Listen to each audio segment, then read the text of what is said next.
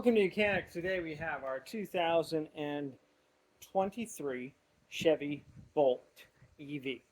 On this vehicle, I'm going to show you how to manually open up your trunk hatch in case you need to do that. So say the actuator unit in there has broken, or the electric switch that controls it has broken. This is the way you can unlock it or open it to be able to get in there, and also so that you can repair the component if you need to. So to start with, the actuator unit, or the button, is right here in the middle. If you press it, it should unlock it. Now if the electrics have gone bad, or for whatever reason, there is a manual function to open it up. So to do that, we need to go in through the back seat, in the back door, fold the seats down, and gain access to that. Right, so open up the back door and come in here. Right up top here, we have our lever to be able to fold down our seat.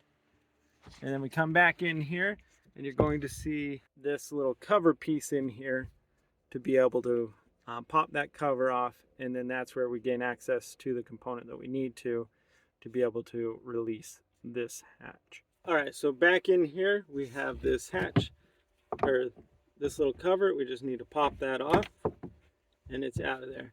Now it's a little square drive piece in there, but it's not the size of a 1/4 inch or a 3/8 drive. 3/8 is too big, 1/4 inch is too small for you to be able to spin it to unlock it. So really the best is just a good wide flat screwdriver, and you're going to put it in there at an angle of what the square is. And then we're going to just turn it a little bit to the left, and that unlocks it. And you heard the unlock button. And see, that's the latch that it unlocks for us to open up the hatch. So now we just push that up, and that's how we have gained our access out. Thanks for watching Mechanic, where you can be the mechanic.